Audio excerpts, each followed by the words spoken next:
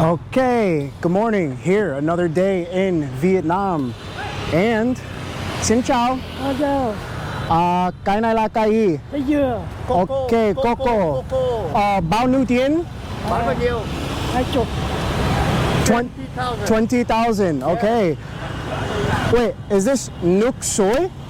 Nước chua. Nước suối, okay. Oh, okay. No. We'll do this. Okay. You can bring here cocoa. You can bring the cocoa. Drink. Yeah. Yeah. Got that up. Yeah. 20,000. 20,000. Okay. Where are you from? Tôi đến từ Mỹ. America. America. American, very good. Chào anh. Where are you from? Saigon? Yes, I'm from Saigon. Saigon, okay. And Betty. Since a little boy. And oh. Now an adult, older man.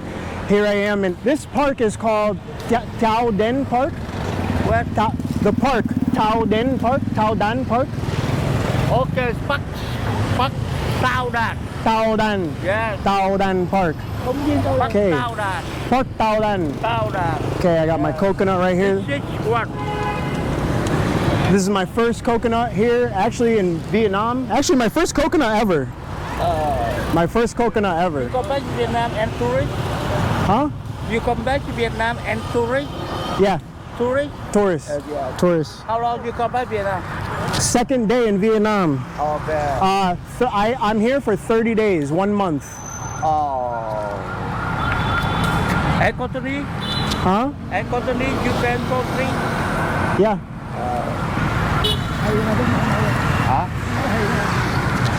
Okay, let me get my money out so I can pay the guy. Okay. Alright, Okay. I get my cash out.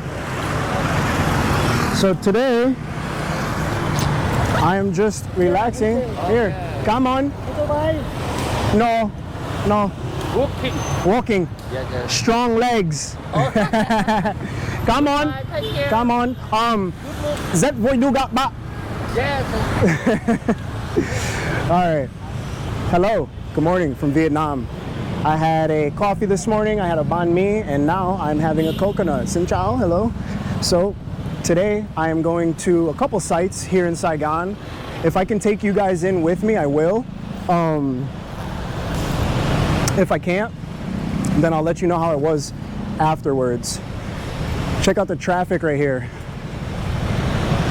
Depending where you're from back home in the States, it's not like this. But also depending where you are in the States, it is like this. This coconut's very good.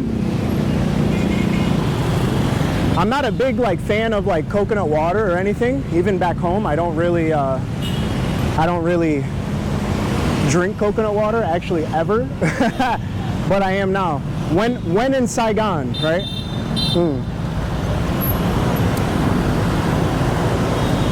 Super refreshing. It's hot out here, but it's not hot. As you can see, I'm sweating profusely. I think I have to walk one more street. I think I'm looking for Voi Van Street.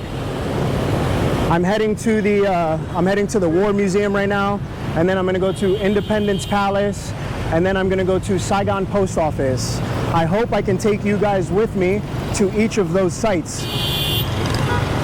I'm gonna finish my coconut here as I cross the street, and I will see you guys here in a little bit. I need to focus. I need to find where I'm going. Ciao, see you in a second. All right, we made it in. It says that if you want to video or record that you must ask permission first, but we're just gonna send it. So it seems like here, this is an American Huey. This was used all throughout the war for attacks and picking up soldiers, carrying them out, like a medevac type of plane and whatnot, helicopter, excuse me. So this was one of the most used aircrafts during the American War. This right here is our A1 Sky Raider. This was, dropped bombs. As you can see, it has on the bottom, has the ports for the bombs. Looks like we have some miniguns back here. So, very interesting. Entering the tiger cages. I'm probably just going to be giving you guys a front view of everything that I'm looking at, and honestly I don't know if I'm going to record the whole time. I'm just going to show you guys, you know, a little bit of what I see. Seems like this is a guillotine. I've actually never seen a guillotine, a real guillotine I guess, in real life. It's quite impressive. Wow. So we'll continue on. Ah, tiger cages surrounded with barbed wires.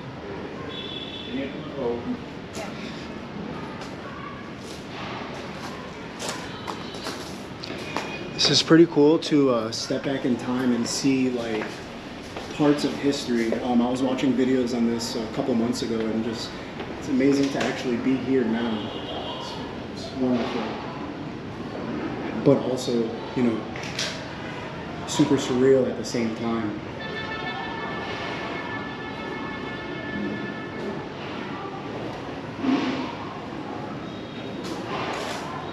So here in Vietnam, this is not known as the Vietnam War, it's known as the American War. So it's kind of sad seeing some of this stuff, to be honest with you. Sunbathing rooms, aka open air tiger cages. Says it was built by the French in the 40s. 60 chambers with no ceilings. Jeez. No ceilings. So what, you're just like trapped in a cage the whole time? Could you imagine? No sunlight coming in? These look like to be some bombs the Americans dropped.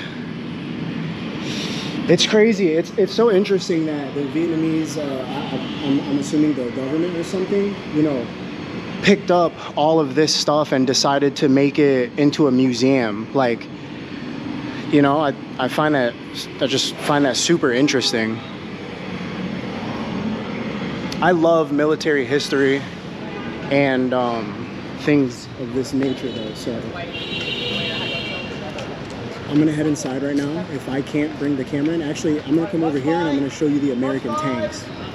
When I was in India a few months ago, they were telling me that some of the guys were telling me that when the Indians captured tanks from Pakistan, whenever they captured the tanks, they would put the gun of the tank down, and if they destroyed the tank, or I can't remember exactly how it went, but there's a significance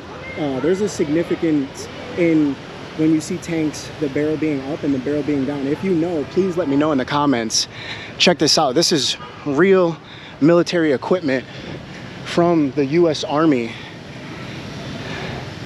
during the war.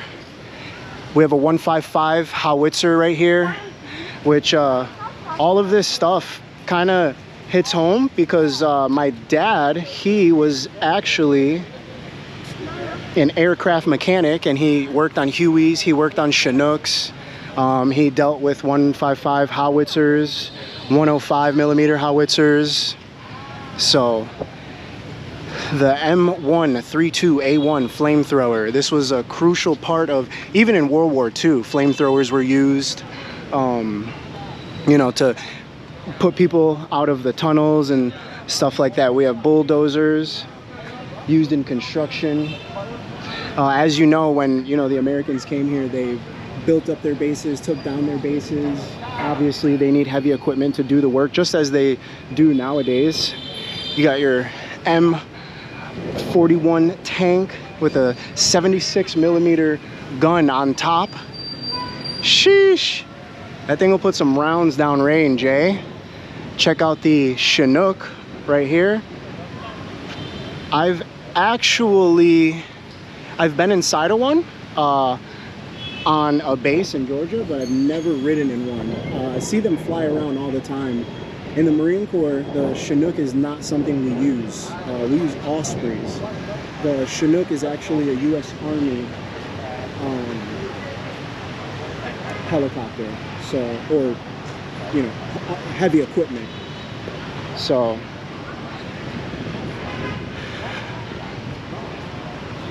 yeah, I'm just giving you guys a small little tour.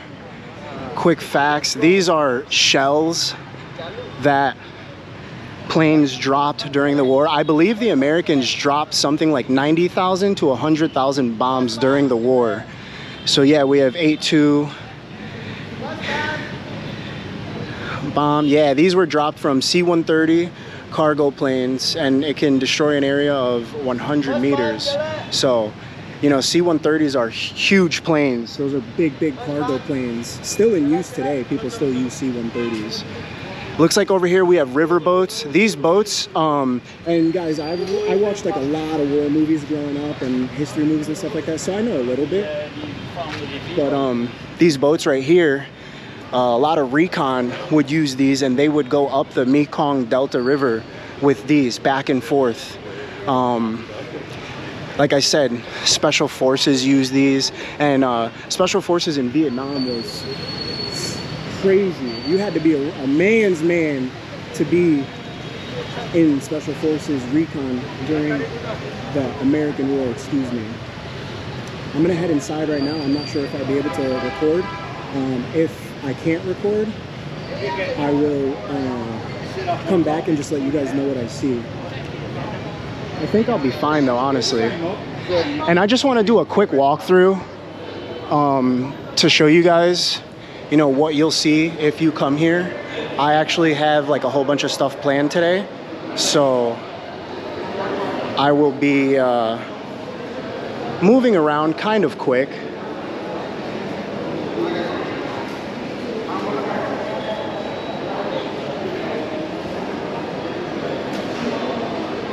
So it seems like there might be 3 floors to this place, and the outside seems to be like where they have the heavy equipment and stuff, and then the inside is more like reading, small artifacts and things like that. You know, watching your history movie right here. Oh, so this must have been like the protest for the Vietnamese. In America, we also had a same protest during that time because like the mothers of America and people from America wanted the soldiers to come home. They also didn't want to be in the war. So it seems like there was, on both sides, people opposing the war, which obviously so. I mean, you know, who wants to really be fighting in war? You know, it completely destroys a country, destroys families and things like that. So, of course. So the stuff in here is more my speed. I like these type of artifacts. Up here we have our Thompson machine guns. You have your M1 Garand. My dad actually has an original M1 Garand. It's actually pretty heavy, you know, especially being made of like real wood, whatnot. It's actually super heavy. Looks like a shotgun they used. Awesome. There's quite a few artifacts here. We have our M16s. Beautiful. M14s. Actually, back in the day, I think this was M16A2 or A3, I believe. I'm not sure. But this must have been their version of like the machine gun. So, very, very interesting.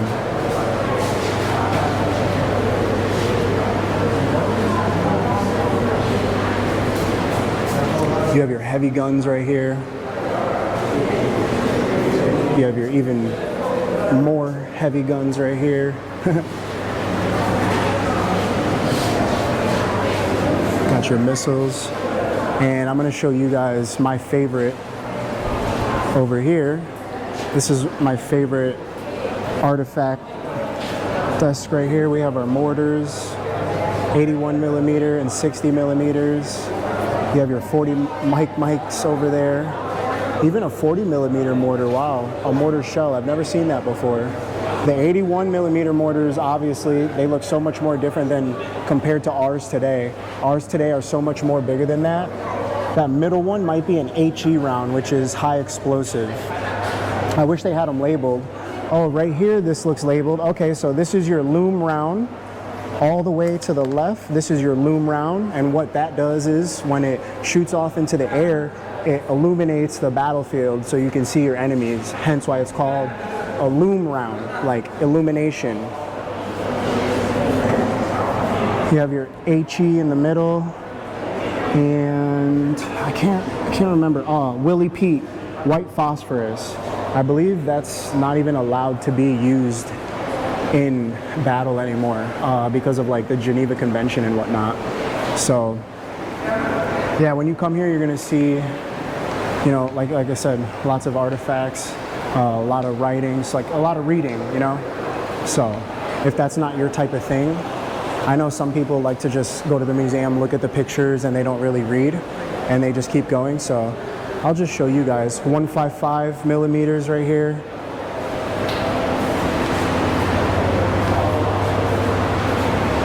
We have our 90 millimeter shells, 76 millimeter shells.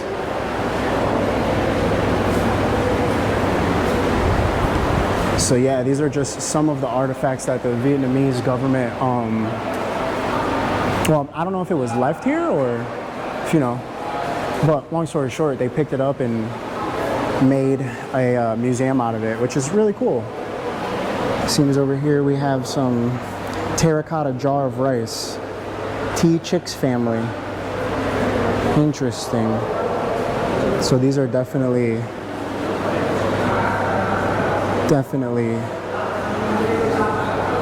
have some history. The buckets containing fish sauce.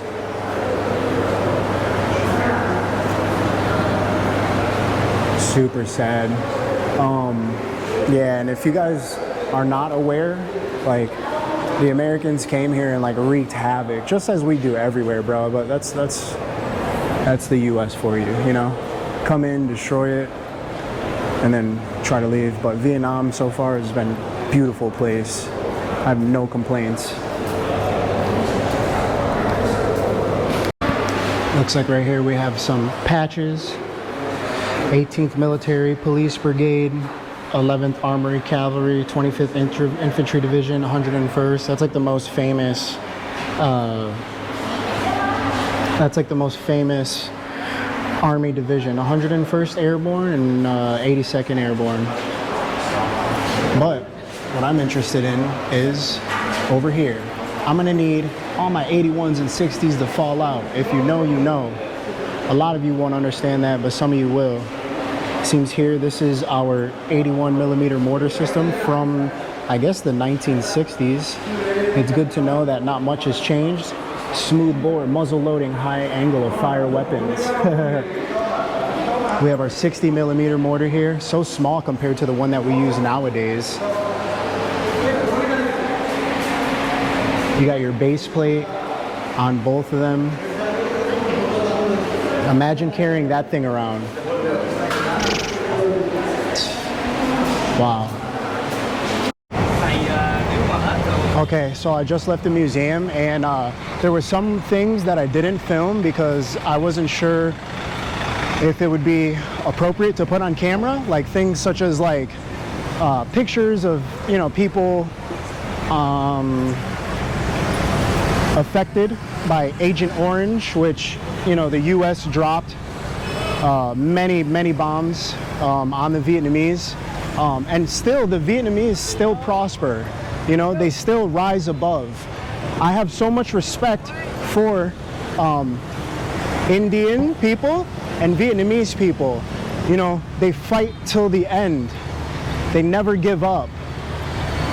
And also, I find it funny how, like, you know, like the US did all this over here, but yet, like, we're still allowed to come here and spend our money and visit this country. and they welcome you. So I thought that was like funny when I was coming to Vietnam. I was like, well, I wonder how they're gonna take me being from America and stuff like that. You know what I mean? Like, are they gonna like me? Are they gonna tell me to go home? Because I've seen some videos of people in like Pakistan and Afghan, and they're like, America, bad. America, blow up, you know? Which I know those places are a little different, but yeah, so much respect for the Vietnamese people. God, fought such a hard war on both sides of the battle, you know? The Americans and the Vietnamese. I think the war lasted from like 1960 something to the early 70s, so stuff like that really makes you, you know, be thankful for where you're from, the things you have, the opportunities you're given. I'm very thankful to be right now, you know, traveling countries like this, showing you guys what it's like. So my next stop over here is going to be Independence Palace, which I believe is right in front of me, and I'm honestly not too sure exactly what this palace is or what it's about, but I'm going to take you with me and we're going to learn together. All right, we made it in, and just as I read, just as I suspected, it is 65,000 Vietnamese dong. This is Independence Palace. Apparently, this was the home to the president, or this was the southern home of the president during that time. And excuse me, I forgot his name. I didn't forget his name, but I don't want to butcher his name. So I'll put it in the description down below. But if anyone wants to comment on exactly who lived here and around what time, that would be cool too. You can pay for a guided tour, but I don't know. I'm doing things the old-fashioned way. It was a little more expensive, and this is what happens when you budget backpack. But man, can you imagine this being your home back in the 60s, 70s, or you know, whenever this magnificent building was constructed? Can you just imagine this being like your playground, where you walk around when you wake up in the morning and you come outside and see the beauty of the trees and the plants, animals. I don't know what kind of tree this is, but it's a beautiful tree. An outdoor stairway. I wonder if that was built before or after. Like,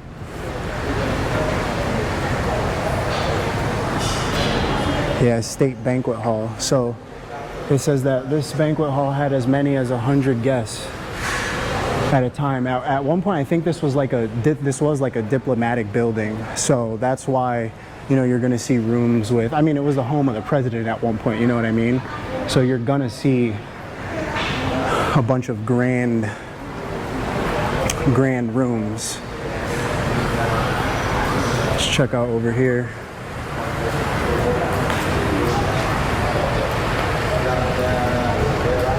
Wow, check out the table.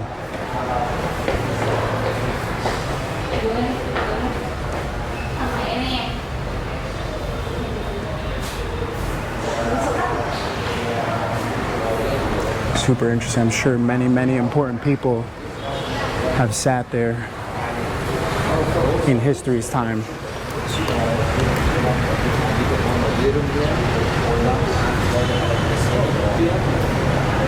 First floor, second floor, third floor, fourth floor.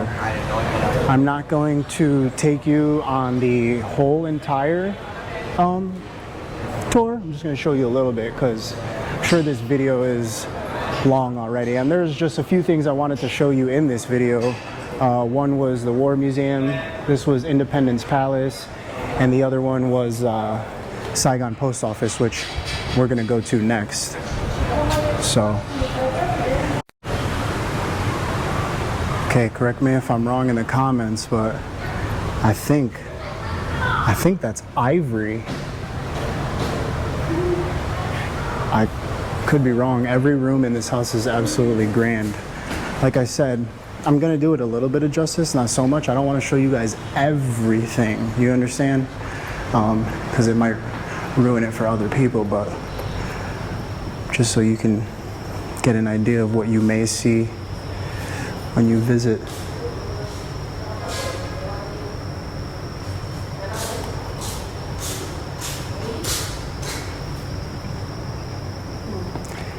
Yeah.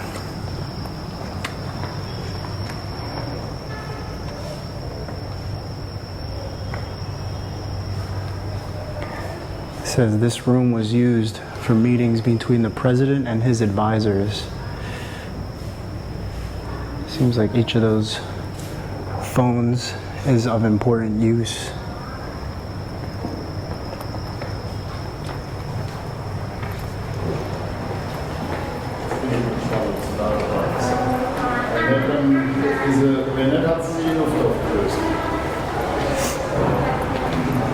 Yeah, check out the windows as well.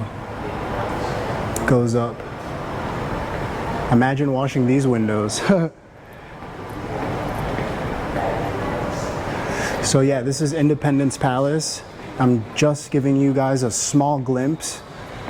I'm gonna continue to tour, but also not every room is open because I think there's like a state event going on here. I saw a whole bunch of cars outside coming in and stuff like that. So I don't think every room is open, but some rooms are. Right now I'm on the second floor, I believe.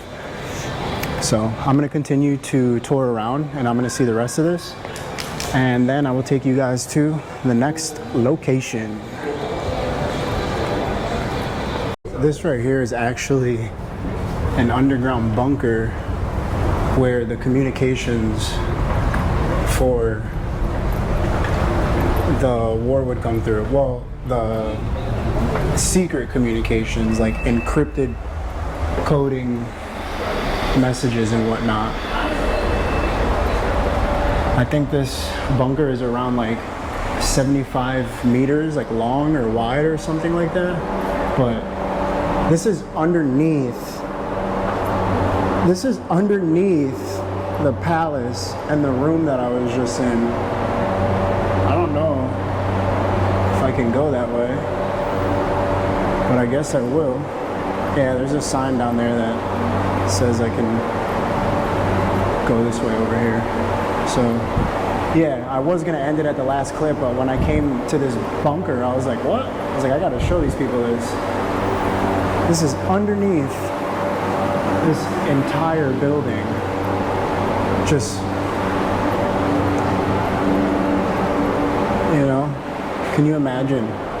This is also your residence. Like, that's nuts. Okay, on to the next one. Here it is, ladies and gentlemen. This is Saigon's post office. This post office has so much history, and this is one of like the main tourist attractions, along with the Independence Palace, the Notre Dame Cathedral, which seems to be being remodeled right now or under construction, and the post office, as I just said. So this post office has been here since, I think, before the war. Well, it has been here before the war. This has been an active post office since before the war, during the war, and up to now. So this post office is actually like super famous. And the thing to do here is like basically send a postcard home. So I think I'm gonna go in there right now and let's pick out a postcard to send to my grandparents, because I know they're going to be watching this video. Hello, Nanny. Hello, Papo. Give them a little shout out. My grandparents are one of the main reasons why I started traveling too. I talk to my grandmother every week when I go over to their house, and she tells me, don't regret anything, live your life, you're young. So I said, you know what? I'm leaving. And this right here is Muy Bien Post Office. I hope I said that correctly. Sorry, getting in the way of people's pictures and whatnot. But yeah, as I said, my grandparents are one of the reasons like why I started traveling. You know, here I am. So, come inside. Seems like we have some souvenirs up there. London, Paris, California. We got the times of all the places. Oh, very stylish. That's gonna come out good, I know. She's gonna post that on the gram. Travel agencies. T postcard. I don't know if I pronounced that correctly either. It looks like right here you can pick your postcard, stamp it there, pay there, and then maybe come over here and you give it to them. So I believe that is Ho Chi Minh himself. Super interesting. This post office is very nice. Grand ceilings, high ceilings. I wonder how much construction or remodeling has been done since you know, this post office has been here. I wonder how much of it has been like remodeled and whatnot. Super beautiful. I think what I'm gonna do is I'm gonna go over here and I'm gonna pick out a postcard, and we will see what we can find.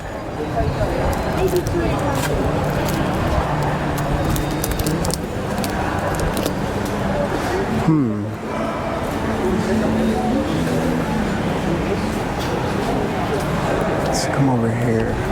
Let's see. I like this one. Shows where we're at. Shows the post office. I like that one. That might be potential.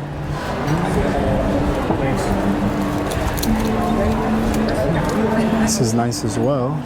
I gotta think, what would my grandmother like?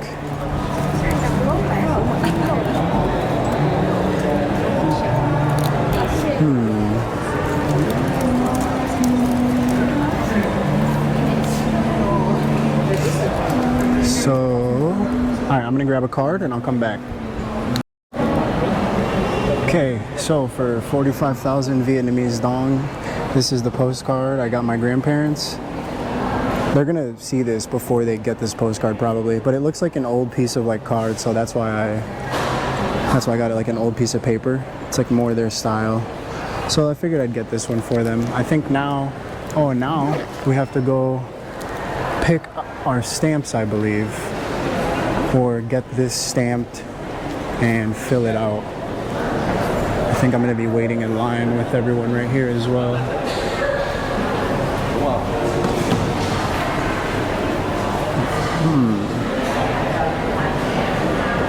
Interesting process.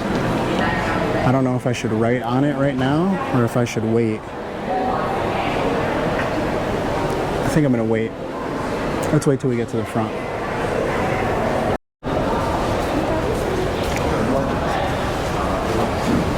Xin chào.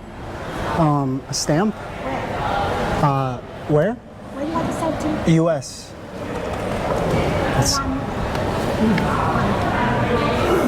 Okay. Okay. Okay, so it's gonna be 34,000. Is that with the stamp? Just the stamp. Just the stamp? You have change? We have 4,000 more. 5,000? Yeah.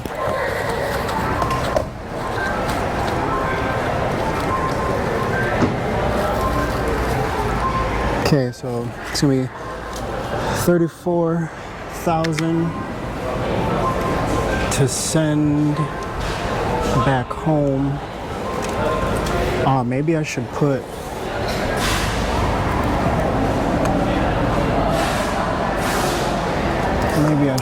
United States on there. Okay, so a little confusion. I paid 34,000 to send it to the US. After you get your stamp, you rub your stamp on here. This is something I've never seen before. You rub your stamp on here and then you put it on the back of the card. I zoomed in close so that way you guys can see the address. But yeah, that was super interesting. I've never put a stamp on a postcard like that. That was awesome. So now I'm going to find, where do I drop this? Where do I drop this? I'm going the wrong way.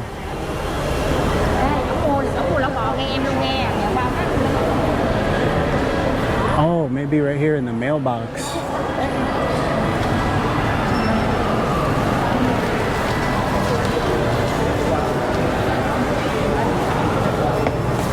Yeah, I guess I throw it in there. All right. Ciao to the card. Hope it makes it to the US. Yeah, I got my stamp on there. Okay. I'm sorry if this wasn't that good of a video. I felt like I was kind of all over the place, but I just wanted to take you guys to the main things. Oh, I'm meeting my friend over here. I'm taking him to get a haircut with me. He's actually going to be on the next video. So yeah, I came here just to show you guys this post office. I took you to Independence Palace. I took you to the War Museum. I'm here right now, and thank you for watching. I'll catch you guys on the next one. Ciao.